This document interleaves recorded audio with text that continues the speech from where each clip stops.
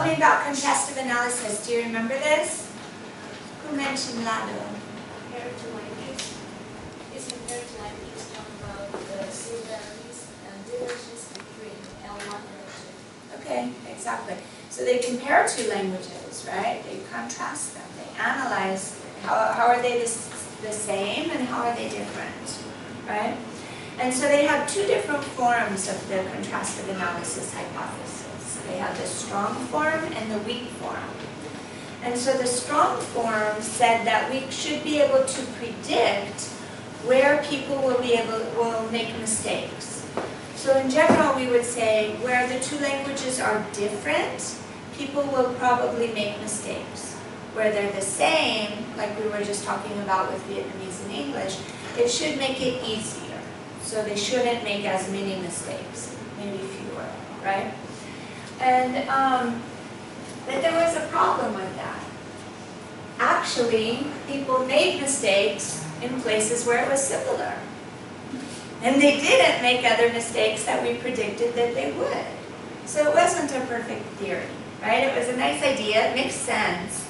That's the problem with a lot of these theories in SLA, is they're intuitively, they make sense. But when we get the data, when we do scientific studies, the data sometimes doesn't support it. So we talked about this on the VCS, when we talked about children learning languages, right? And we said that everybody thinks that children are like a sponge. We talked about this, right? In the VCS, do you remember? Or no? No? Maybe it was a different class. Okay. Well, so we all have an idea that children learn languages better than adults, right? Yeah. Don't we have this intuition, right, that it's just easier? But in reality, when we do studies, that's not the truth. Actually, adults learn just as well as children, right? So we have this intuition that children are like sponges. They learn language so easily. And adults have a little bit more difficulty because they're more set in their ways. Yeah, they're more structured. But they have some things that they can use to their advantage. What do adults have that children don't have? Grammar. They have grammar. They should know their grammar. What else? Longer. They have more of an analytical mind, Longer logical attention thinking. span. Yeah. What? Longer attention span. Yes, much longer attention span. Much. They can sit for an hour, right? Usually, and they can read and concentrate and pay attention. The children, 2-3 minutes, they're gone, right? Yeah. What else makes adults? What else do adults have? Adults have the fun to study, the fun, the positive attitude. Yeah. We have adult. They usually have some kind of motivation. They know why they're there. They're there because they want to, not because their parents sent them, right? So they can understand the importance of the language. So they have a lot of things that they can bring to language studying that makes it easier for them. Children, yes, okay, they are open-minded. At first, children seem better, right? But for a long term, they don't get better. That's exactly the point. What do we mean by language acquisition? What do we mean by that? Do we mean in 1 week, in 2 weeks, or do we mean in 5 years? Who's going to know more? Exactly, exactly. That's one of the problems with research. Usually research doesn't last for 5 years. They usually do it for a few weeks. So we need to be very careful about the conclusions that we draw from research, right? Exactly. So with the weak form of contrastive analysis, it would just talk about the differences. So it would talk about errors. It focused more on the errors. So rather than predicting where people would have it easier and where they would have it more difficult, they would just focus on analyzing the errors and see why the person made that mistake. So then they'd look at the native language and see, oh, is it different? Is it the same? How can we explain this mistake? So rather than predicting what's going to happen, they looked at what already happened and tried to draw a conclusion from it. So that's why it's a weak form. It wasn't predicting, it was drawing a conclusion.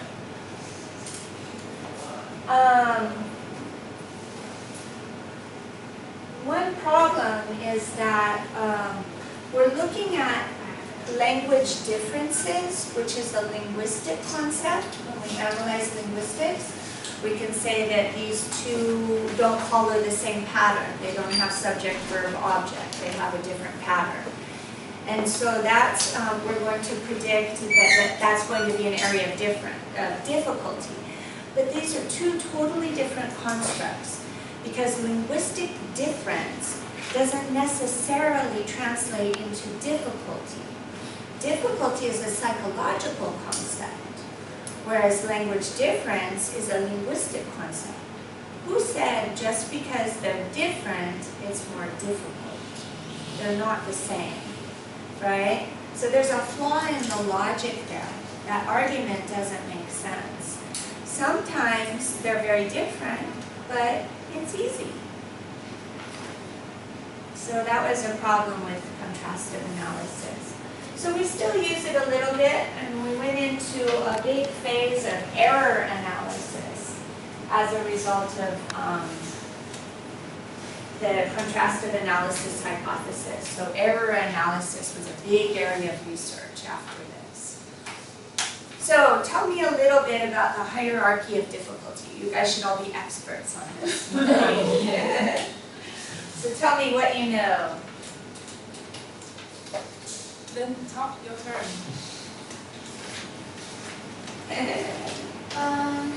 Algorithm is conducted by Stockwell.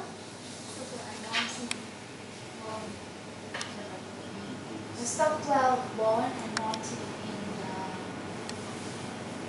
1965. Yeah, and here's the used to compare the language, the native language and the L2.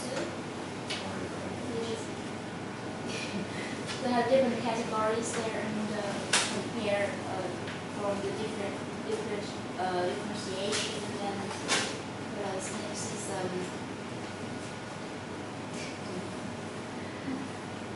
yeah, they could talk about new category, then the accent category and coalescing resonance comparing the two languages. Okay, all right. So it's a this is the detailed structure of how to compare the two languages, right? So a hierarchy would show us that we have something that's easier than the other, right? So they'll have one category is way more difficult than the other. So which one is the most difficult according to the hierarchy?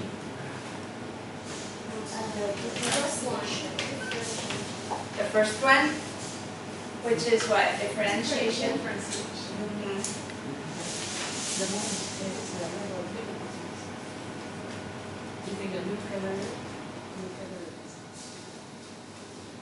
So in differentiation, there are two different subcategories, right?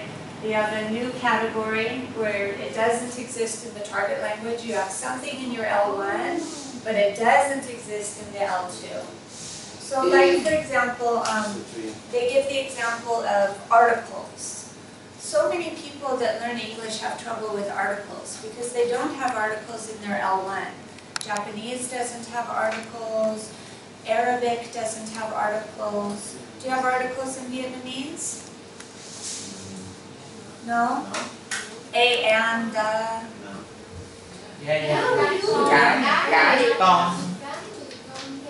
Do you have them?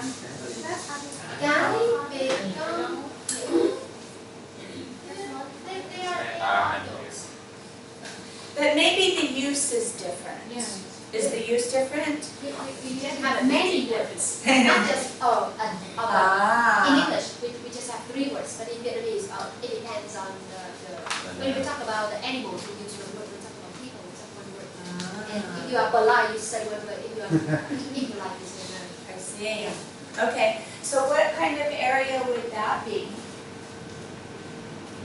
So Vietnamese has many, and English only has 2 or 3, right? A, and the. A and N are kind of the same, right? Right? So So the native language has many forms, right? And English only has one or two, right?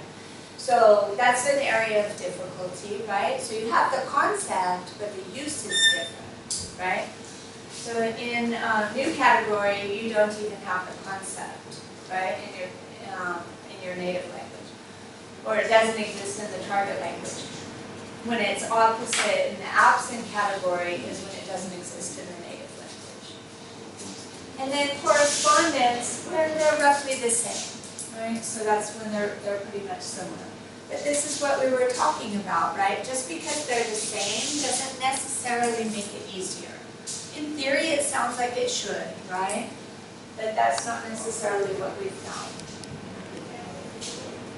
So Porter is the guy who is responsible for error analysis. He's the guy who is really famous for this. So you can see the progression. Now we're already in the 1960s, right? So after behaviorism, then we had the Chomsky and language acquisition device and the cognitive approach. And then we started talking about error analysis that evolved from contrastive analysis. So they really looked into mistakes and wanted to understand, why do people make different mistakes? And so he had two different categories, errors and mistakes, right? So a mistake you can even make in your native language, right? Sometimes we do that. Sometimes we say the wrong word, we're distracted, we're thinking about something else. Sometimes we even pronounce a word incorrectly because we've never seen it before, right? So you have to guess at how to pronounce it. So just because it's your native language doesn't mean that you won't make mistakes. It happens. Whereas an error is different, according to Porter. An error is more systemic. It means that the person continually makes that error. They do it over and over again. Well, what's the significance of this? Why would this be helpful to us as language teachers? Why would this concept be useful? So when it, can I say? Yeah. Whenever teacher realize the student's errors, the teacher should correct the errors. Okay, exactly. But mistakes, we can wait until the end of the class or something. Yeah. So mistakes are not as important, right? It's a slip of the tongue. That means that the student knows the structure. For whatever reason, they just made a mistake right now. Maybe they were nervous or in a hurry or something happened, right? But an error, if they consistently do it, this is evidence of their stage of learning. That means they don't know the construct. So we need to fix it. We need to teach it. We need to review it. Right? We need to do something for them to solidify that concept. So it's not a negative focus. I think when people think of error analysis, they kind of get a negative concept in their mind, like just looking at problems. But that's not the point. The reason for looking at errors is to look at evidence of where the student is. What do they know and what do they need to learn, right? So it's evidence of what they already know and what we can do to teach them. So this is the evidence of their stage of interlanguage. So are you familiar with the concept of interlanguage? Yeah? I talked about it in the video introduction that I made. I was kind of surprised that your book doesn't talk about it, or it hasn't too much yet anyway. They just mention it very briefly. Who's the theorist who's responsible for interlanguage? Do you know? Fossilization. Same guy.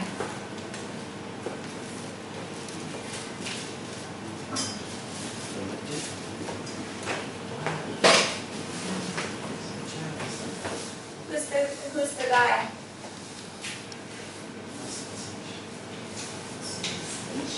Yeah.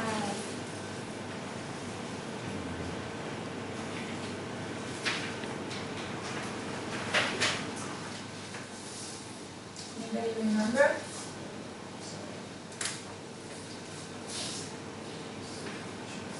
His name was Selinker.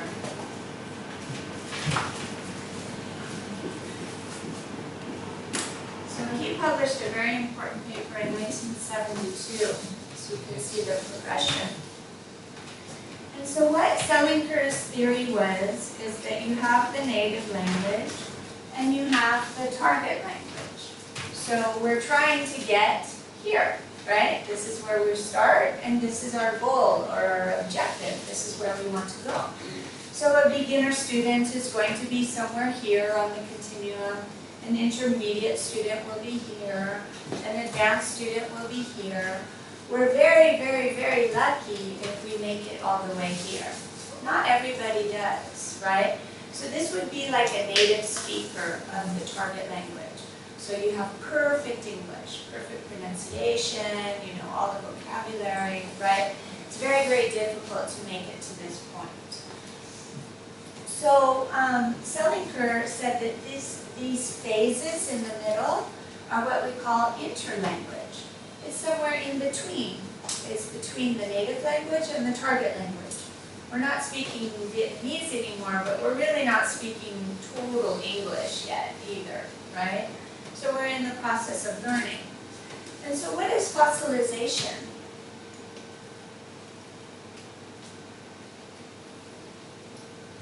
When the errors become habits. Exactly.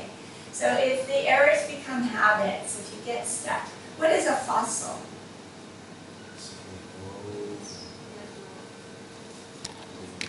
Something that cannot be corrected. Okay.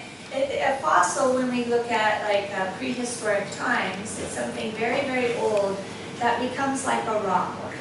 We can have like snails or plants, dinosaurs that can become fossilized, right? So this is how we have evidence of the fact that this plant or animal existed a long, long time ago. It became like a rock, and we can still see it today.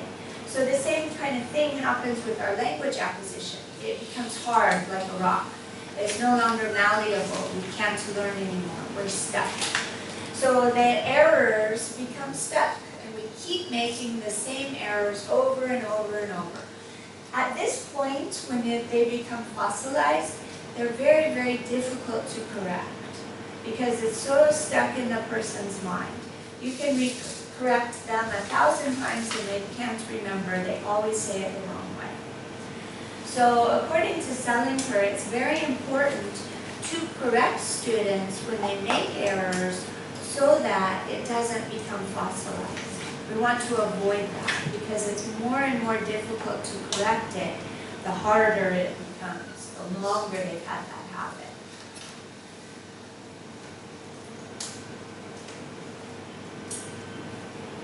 So, Selinger is a really important theorist in terms of second language acquisition. This was an important theory that we still use a lot today. So as I mentioned, we take a little bit from each one, right? We talk about behaviorism in classroom management. We can talk about cognitive approach. We still talk about that, about how learning occurs. And interlanguage is a very important theory. People don't do a lot of error analysis anymore. This isn't a very prominent theory anymore. But it's important to know that there are these two different kinds of mistakes. And as you said, so it's always important to think, okay, well, why is this important for me as an English teacher? How am I going to use this information in the classroom? And just as you said, with a mistake, we don't need to correct it. We don't need to interrupt. Let the students speak, right? Let them be fluent. Let them express their ideas. But if it's an error, then we know, oh, that's really important. I better correct it, because if I don't, maybe it will become fossilized. Right? So that's why this concept is important to us. Oh, how do I have that twice? Okay. Well, so that finishes chapter 4. So how do you guys usually do your breaks? What do you want to do? Do you want to take, we can do chapters 4 and 5 and then take a little break before we start the presentations. Or we can take a quick break between chapter 4 and 5. We can take a quick break now and then come back. Is that okay? So just like 5-10 minutes? Yeah. Yeah? But today, no presentation is. No presentation today? Yeah, the schedule You is sure? for tomorrow. I thought I had 2 today. I thought we had 2 each day. Right? Wednesday. Tomorrow? Only tomorrow? Oh, okay, great. All right, so we have a little extra time today. But we still have 2 each day? Yeah. Wednesday, Thursday, Friday, Saturday. Okay, we're good. All right, great. So then we can take a little bit longer then. How long do you want to take? 10 minutes? 10? Yes. Okay. All right, so see you back at like 8:50. And then we'll start chapter 5. Okay.